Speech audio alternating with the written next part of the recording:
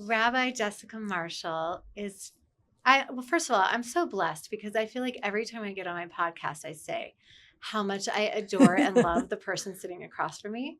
And so I can easily say that you're a dear friend, an inspiring woman, and a soulful, probably one of the most soulful people I've ever met. Oh, thank you. And so today we're going to talk about probably so many different things. We've already blessed the space and left it up to Spirit. And we're going to talk about, most likely, how to bring forward God's Spirit in our lives and how to live a Spirit-centered life and what that means. And I feel like between the two of us, we could create a whole symphony in that discussion. But let me read your bio first and then we'll move forward. Rabbi Jessica K. Marshall is a builder of spiritual community and facilitates creative ritual and inspiring retreats. She guides folks across all flavors of the spiritual rainbow to create lives of joy and meaning, drawing upon nature-based ritual, the inspiration within sacred community, and nurturing a relationship with divinity. She galvanizes personal and communal transformation. And then we'll talk about a little bit about what you're up to later. So I just want to welcome you to the space. Thank you. And to also, let's dive in. Let's just jump in on what you feel is a way to live, really a sacred life. I think that's kind of what we're going for. Yeah. Well, thank you for having me. First You're of all, welcome. I love all of our conversations, whether they're on your couch or in a podcast studio or on the telephone while we're both taking walks. Agreed. They're all great. So when you texted me this idea for our conversation today, my first thought was, well, let's talk about what we mean when we say God or Spirit first, because I feel like we use that word a lot and some people have baggage around it. Other people are we're all sometimes talking about different things. And I was also thinking, I really want to hear what Ariela's understanding of that is too. So I'll just share kind of 3 ways of thinking about divinity that have been really helpful for me. And I'll say them and then I'll kind of go through them. So it's the inner, the intimate, and the infinite. Oh, gosh. Yeah. I love that. Yeah. So the inner is this idea that we have divinity within us, right? And in Judaism, this is B'Tselem Elohim, the divine spark within us. We can think of this also as the still small voice, that sense of knowing within, inner guidance. And that our purpose is to feel that and express it in the world. But we have this very intimate, this very inner connection with divinity. So that's one way of understanding God. Another is the intimate. And that is this idea of a really sacred love relationship that we have with Spirit, like an intimate heart connection. And I think about in Judaism, one of the names for the divine is Rachamim. Right? Compassionate one. And it comes from the root rechem or womb, right? So it's this incredibly intimate, loving connection. And then the third way is the infinite. And this is, what so many of us talk about when we see a starry sky, right? The awe, the vastness, that giant wider perspective. And we can feel it in everything from the eyes of a newborn to the wings of a hummingbird to a gorgeous mountain.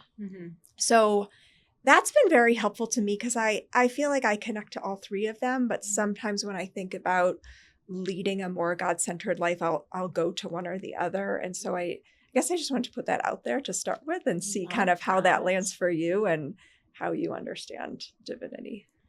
I mean, we're usually on the same page, and of course we are again. I love the idea of the infinite, the greatness of the divine, and how vast and unbelievable it can feel. When you do see the eyes of a newborn or these those miraculous moments when you're there must be something greater here than just this conversation. There must be something so vast that we can't even explain it or understand it. Yeah. And to me, that's like divinity and magic and miracles. Yeah. Or even the understanding that there's more than just this physical reality happening, right? Like I'll put that in there too. Oh, totally. Yeah. Like having my mom on the other side, right? Like for me, it like blew me open into, gosh, there must be. And I've always thought about that, but like to have that experience of, wow, I really am going to expand myself to think about there is something so vast that I can feel the presence of my mom and yet not see her physically. Yeah. Like that is divinity, like infinite. Yes. So totally there with you. Intimately, and then inside, you said? Yeah. So inside that, to me, and I feel like we could have conversations on each one. Sure. But to me, the God within is like the God. I remember a long time ago, I was in a 12-step program for like 5 minutes. And the one thing, and it wasn't for me, but one thing that stuck with me, because I had no concept of God when I was growing up. And I was like in my probably 20 or 21. And this woman pulled me aside and she said, honey, we believe in a higher power. And I was like, well, I don't even know what that is. Yeah. And she said, well, do you have a dog? And I said, yeah. And she said, do you love your dog? And I was like, yes, I love my dog. And she said, I want you to feel how much love you have for your dog. And of course, dog and God are, intertwined. Yes. And she said, I want you to feel that feeling. And that always stuck with me in terms of like the God within. Yeah.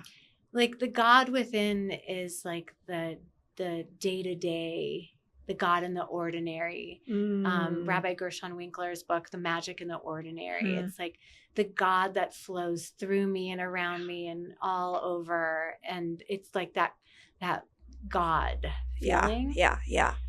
I love that. And I feel like dogs especially like are unconditional love. They just are. Yeah. And so that's such an accessible way to see it. I feel that very deeply too. For me, the intimate is unconditional love.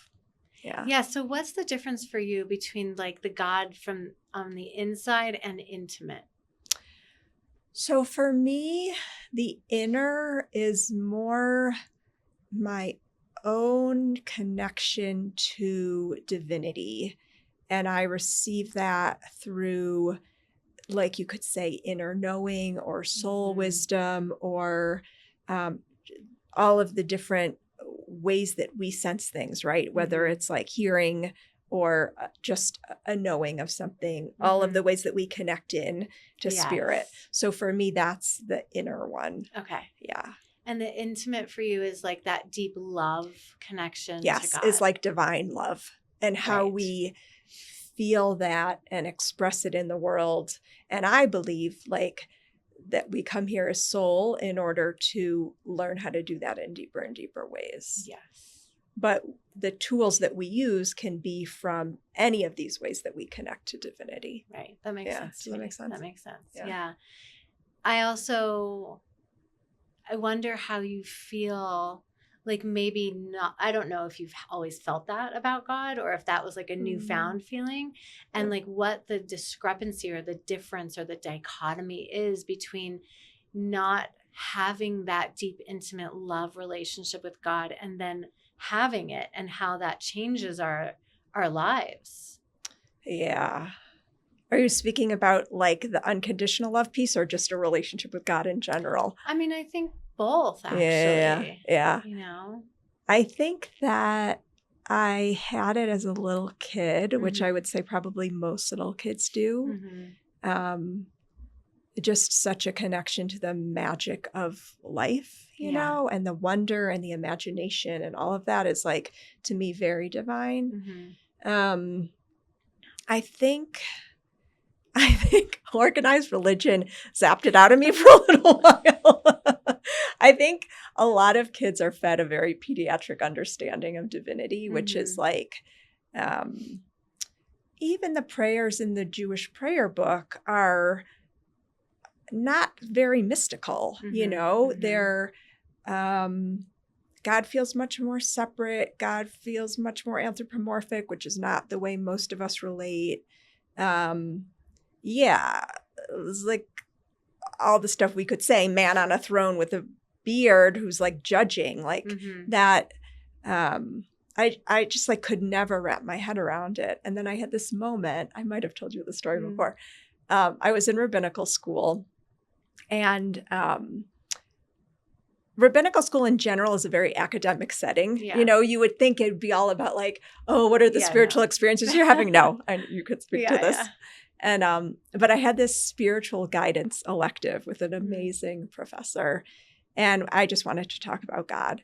And I told her about this moment that I had in Estes Park, actually hiking a mountain. And I was standing on the top of the mountain, and I felt a tremendous sense of awe. And I was telling her about it, and she's like, well, was that God for you? And I said, I got all like huffy about it, and defensive. And I said, why can't it just be a beautiful moment on a mountain? Why does it have to be God? Right. And she pushed back, and she's like, well, why can't it be God too? Right. Right. And that really started to open things up for me. And then I think really it was just like interactions with people in my life, people that I dated, especially, who had more expansive connections to the non-physical world. And even like I had an experience with a psychic, decades ago that just kind of, I was like, whoa, how is this person connecting in this way, Right. And so I think it was like a slow opening up, and then different mentors who encouraged me to try to connect more in that inner way, where I'm like doing divine dialogue, like listening to spirit, tuning in, writing down usually what I get. And that, so it was a slow process, and trying to find a way that felt actually authentic, that I could trust for myself. It's beautiful. Yeah. Beautiful. So it's been kind of like a churning of experiences that brought you to this, like, oh, I mean, I love the idea of 3 different types of the divine. And I know it's very Jewish too. I was actually reading yesterday one of Zalman Schachter Shlomi's books about the idea of like the God within, and then the infinite God. Yes. And how profound both of them are.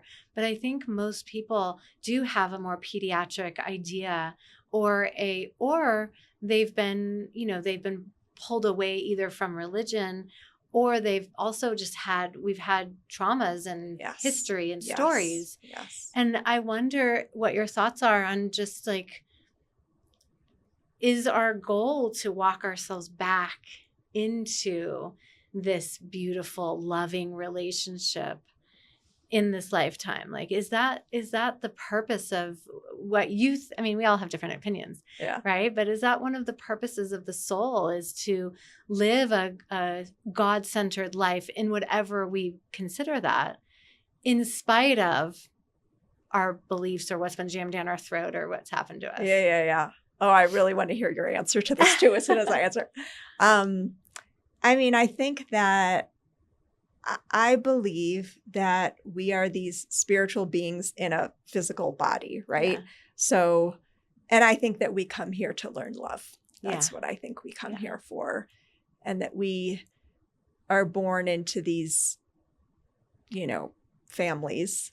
I believe we choose them, but that's neither here nor there. That we're born into these families to teach us what we need to know, So whether it's a parent who can't show up for us in the way, or, all the different wounds we get, right? Like abandonment, belonging, worthiness, right? All of the stuff that we pick up, and all of the things we learn to protect ourselves from love. And then I think we're here to slowly undo them.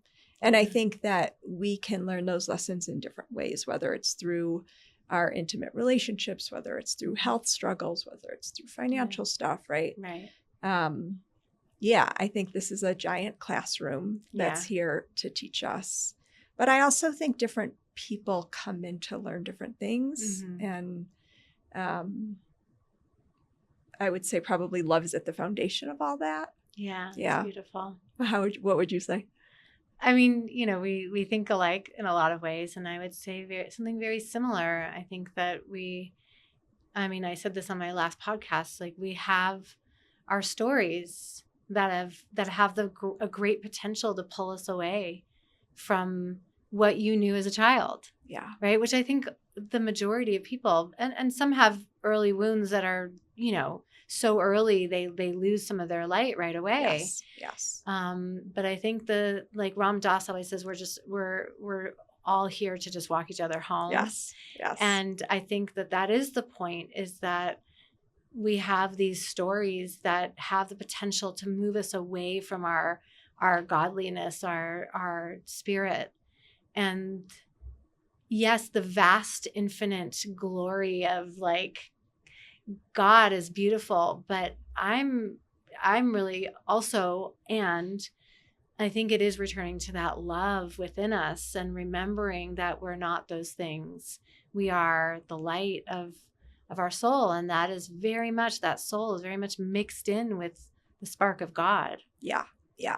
And I think that learning to come back to that and remember it and know it, we experience that and we learn it in all sorts of mundane ways. Yeah. Like it's not usually a crash of lightning on a mountaintop. Totally. It's through parenting. It's through being in partnership. It's it's through health stuff. So yeah, I agree 100%. Mm-hmm. And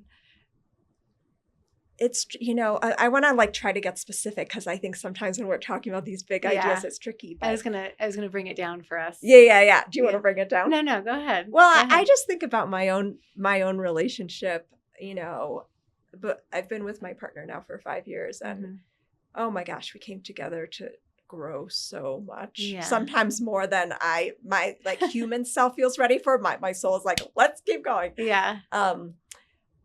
But I used to think of myself as this incredibly loving person, and I am, but this partnership has also shown me like all of the ways that I have put protections up, like my own rigidity in needing things to look a certain way, and how like I can't get away with that here, and so that's like a specific example of, okay, how do we start to uncover the divinity within us or unconditional love? It's through noticing the ways that we keep ourselves from it. Oh, I love that. If that makes sense. Yeah, I mean, I think that's what you're saying is like we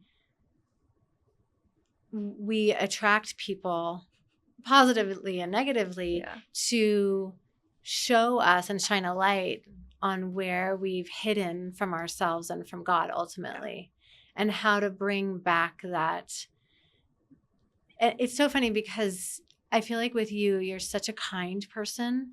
And I mean, both of us, we're nice people. Yeah. Right? Most of the time. Just depends where you catch us.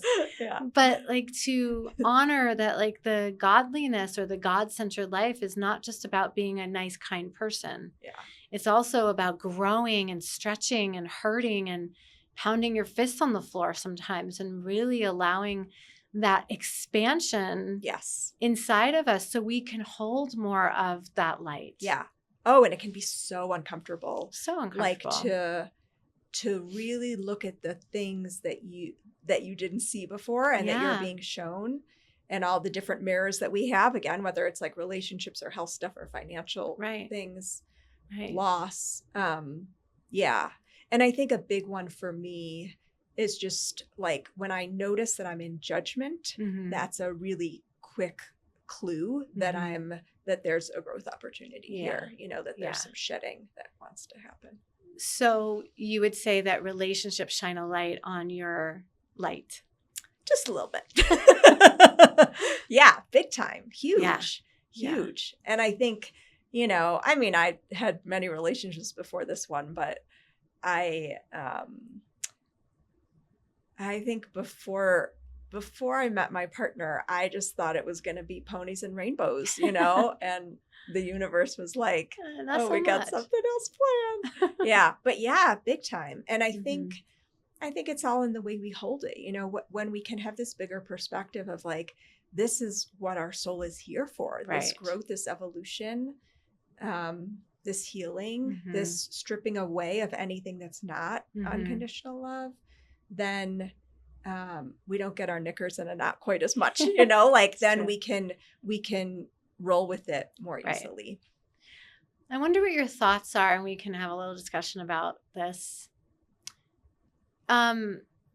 There's a lot of talk about like learning from pain, right? And how bringing more light in, or if you want to call it God, into our lives is because we have learned from those relationship struggles or the pain we've gone through as children, or like all those pain stories, or historically, right? Learning from pain. As Jews, we learn from pain quite a bit. Right.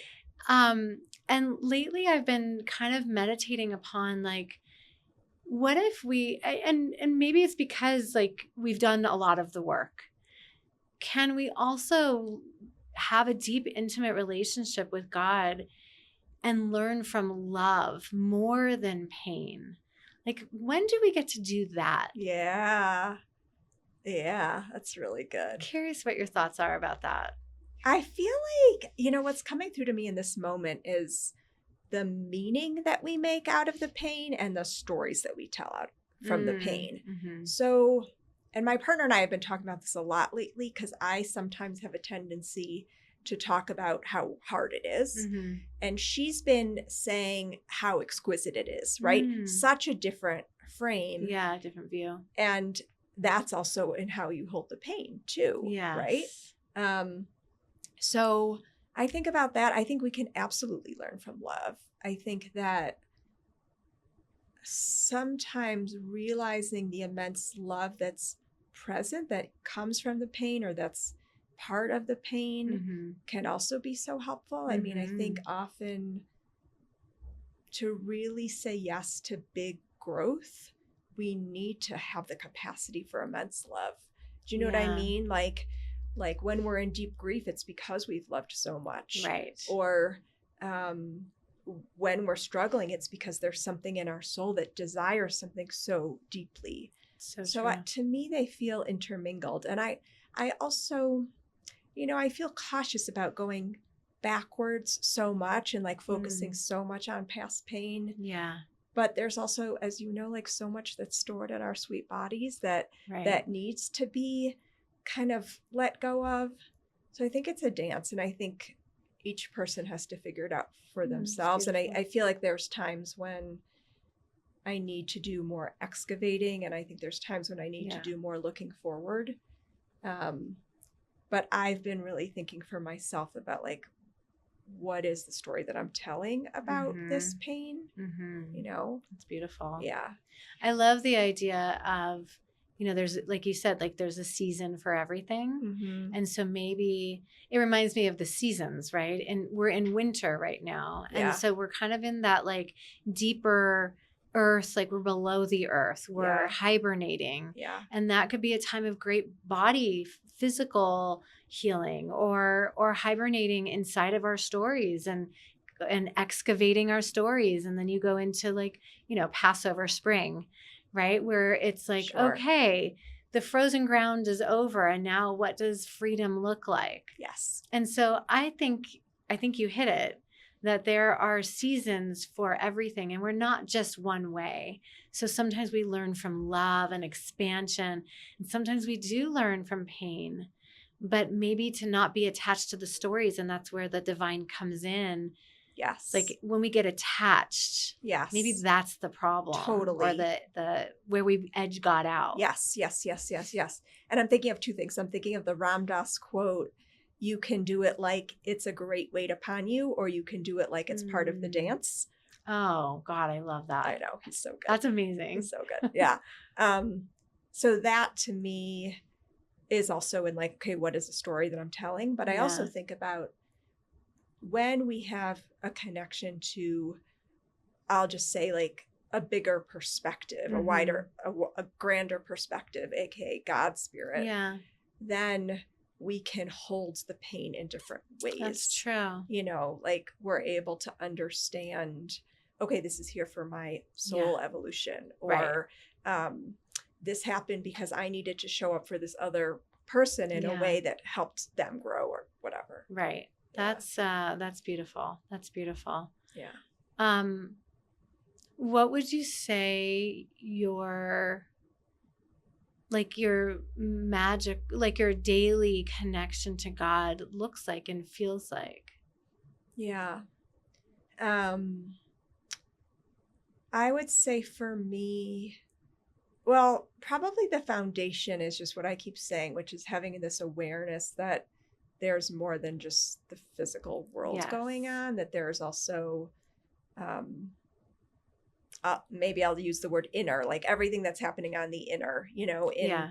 in different realms of um, consciousness, energy, frequency, Mm-hmm. that kind of thing.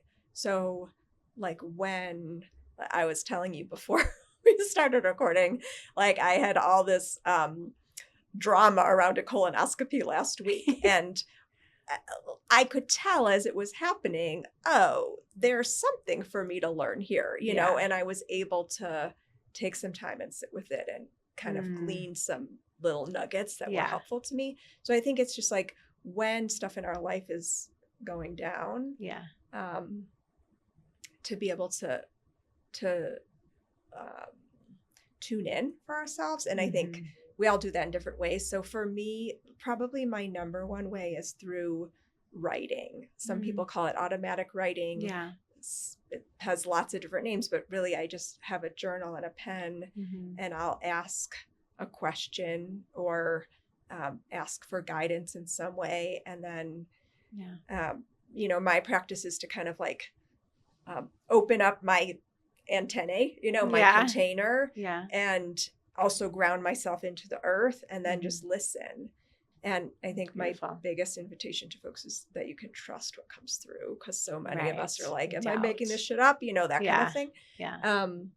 So yeah, taking what I hear or sense, and it's kind of just I don't like actually hear it, but I get a sense of the answer, and then I write that down, and I just have this divine dialogue back and forth. Amazing. So for me, like I'm very much a words person, so it comes through that way. But I think for other people, they have an image that comes through, or a coincidence they can't ignore, or just a knowing, that kind of thing. That's beautiful. Yeah. I love the idea of what you said kind of from our previous little conversation right here, is like, if I have the awareness, there's this infinite, vast energy that is more than just like what's actually happening in this world, then I can, it's almost like you're blending the infinite, like we were talking about in the beginning. You take the infinite and you bring it into the intimate. And like, okay, I have the understanding that there is like a higher consciousness. There's more going on here. And sometimes you find that in miracles, and other times in like hard times. Totally. Like a colonoscopy gone wrong. It was an adventure. But, there must be something more vast here that I'm here to grow from, to expand my container, my vessel, to hold more light. Yeah. Right. Even in like my colonoscopy experience is like loving the anesthesia and like seeing my grandpa on the other side and like talking to my mom. And I was like, I don't want this to end. This is amazing. Right. So we all have different experiences. Totally. And you think about people who,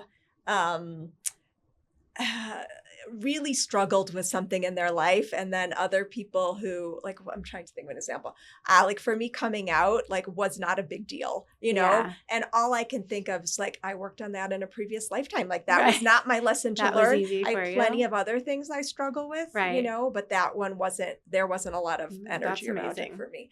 So yeah, like we each have the stuff that we're here to learn, and we're going to get those lessons.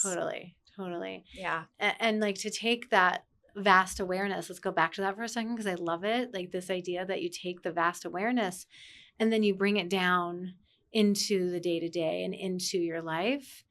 I feel like that's such an important lesson for all of us to remember when the things go wrong, when the hard times happen, is to pull upon that, like to lean upon that relationship. So the intimate, the inside, and the vast. Yeah. And to like hold that is so important. Yeah.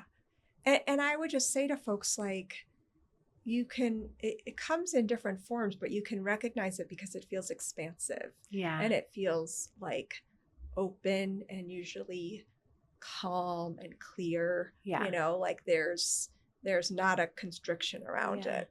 Yeah. And so for me, like especially lately, I've been really working to notice, when am I in reactivity or judgment, Mm-hmm. or like a lot of thinking or spinning in my mind, Mm-hmm. and just kind of catching it and being like, okay, this is not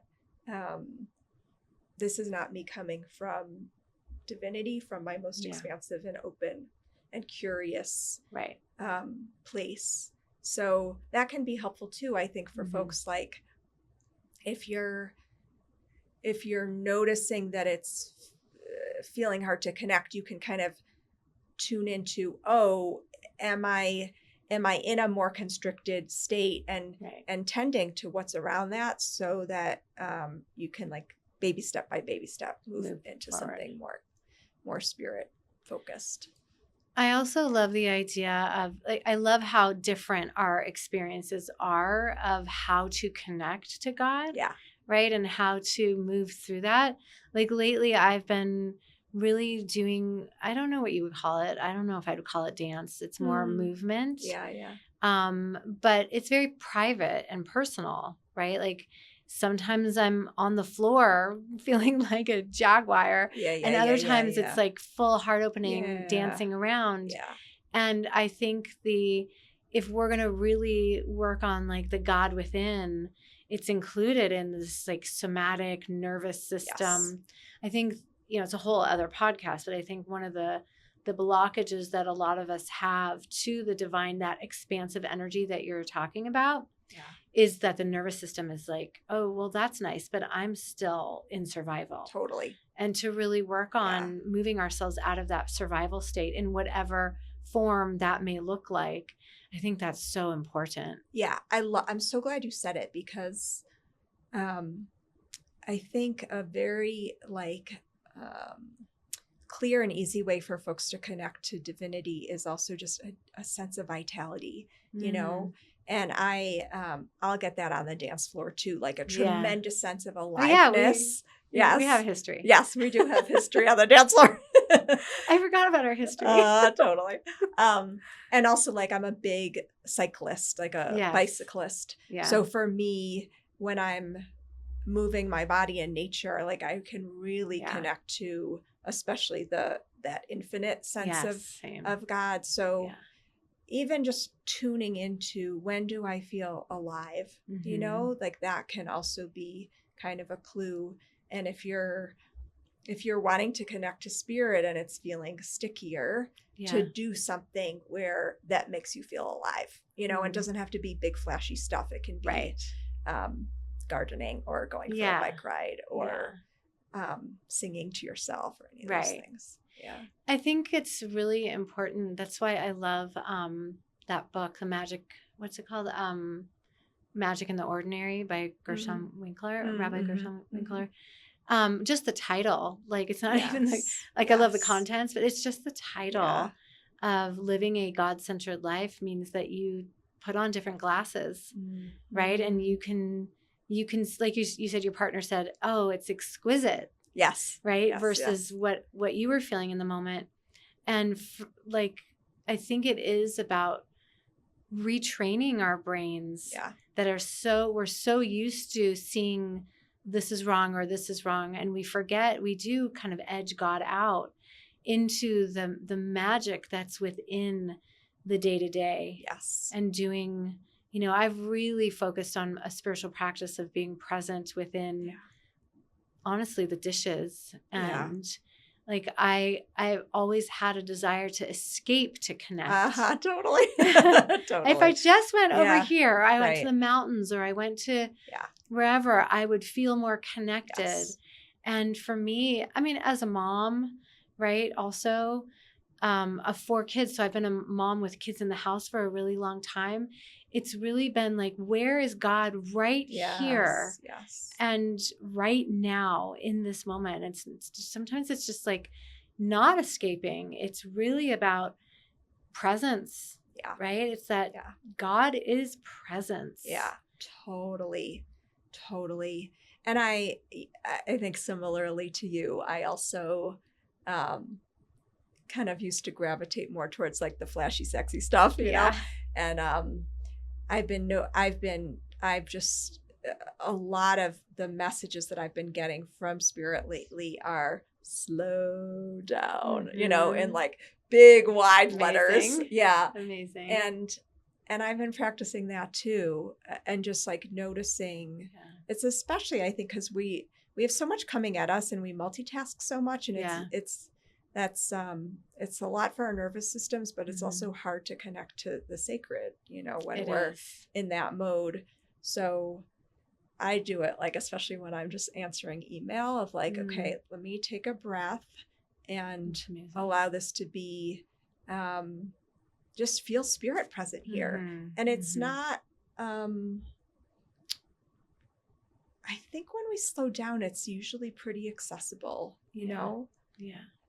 Yeah. I love that. And I think it's taking our power back from our Yes. calendars and from Yes. all the ways in which we run, and our lives have become, our world has given us permission now to be out of our bodies and not slow. And I think we're starting to realize that that's really dysfunctional. Yeah. And so this whole God-centered life idea is about slowing down enough to take those breaths. Yes. Even in the middle of emails. Yeah. Right. And I think that's so beautiful. Yeah. And really, when you think about it, like, we can't connect to the divine in the past or the future. Like, we can Yeah. only connect in the present. Right. So if you want to have a life that feels more God-centered or more grounded in a sense of something bigger and sacred, you can only do it in the present. Yeah. You know? So true. Yeah. So true. Yeah. So what have I not asked that you would like to share? Well, I was going to ask you more about your own practices of connecting to God. So I heard more about like the movement stuff. Are there any other ones that you want to share? Oh, you're so sweet. I think prayer for me is a huge, huge thing. Yeah. And my husband and I have recently started to pray together. And that's been really special. Yeah. To share my spirituality with another person I don't think it's common, because it's so personal sometimes. Yeah. You know, I think you can share religion with somebody, but do you share your intimate prayer details with somebody? Yeah. And I think the word prayer is too loaded. It's very loaded. Sure. It's, oh, I don't know how to pray. I'm not that type of person. And for me, there's a book. Remember that book, Conversations with God? Yeah, sure. That's actually one of the, when Baruch and I were getting like dating, that was like a prominent book in our dating life. Yes. I go back to that title because I think it's just conversations. Like, I'll be in the car, and this morning on the way to work, there was so much traffic. And I sat there and I was like, well, I can use this time to pray and listen to inspiring music, because music also just like lights me up. Music and dancing, which I think we share. Yeah, totally. But for me, it's like praying about those things, like, you know, God, I'm really struggling with this, and I'm just turning it over to you, because I remember that you are the infinite miracle maker. And with me getting involved in it, I get my humanness in it. Totally. Especially those things that are like the hard things, or the things that are like really weighing on our hearts. Yeah. You know, I pray before I go to bed, I pray for all my kids and my husband and my family, and I do like a whole thing with all of us. And so prayer is like a huge way to really just have that intimate love relationship between the divine and myself. Yeah. I'm so glad you said that. It sparked like 6 things in me. It's really beautiful that you can share it with Baruch. Like, it's so vulnerable, you know? It is. Yeah. It's new. Yeah. It's probably old, and then has gone away in like the raising of children and moving countries, and then now it's like coming back. Yeah. But that's very intimate and vulnerable. Totally. Are you seeing him in a different way through it? Oh yeah. Yeah. For sure. Yeah. That's lovely. I think prayer can lead to vulnerability, which when you share with, you know, somebody, it can be really like, it can really bring you close with another person. Right. Well, the act of asking is so vulnerable, Yeah. right? Yeah. Yeah. I'm really glad you said this, because I was going to say too, however we want to talk to God, spirit, the infinite. I mean, I believe that usually interventions don't happen unless we are intentional about them. I mean, not always. And what do I know? It's not like I have an inside track to these things, but my own belief is that when we ask, whether it's for like, help me see what I'm not seeing here, help me for guidance with this, help me show up in the highest way, bring whoever I need to me in order to like be of service, any of those things. I think that when we're in a more intentional collaboration with divinity, more can happen because we're more clear in what we're open to receiving. So beautiful. That's one for sure. And I think that there are all sorts of different divine helpers that we have access to, whether that's just like pure spirit or guides or ancestors who've crossed over. So also just like an openness to different ways that we want to connect, even like the wisdom of nature, sure. So for sure. Yeah. So I think it's safe to say that there's a plethora of ways to connect. Yes. And then there's a plethora of ways in which our lives look very 3D or mundane. Yeah.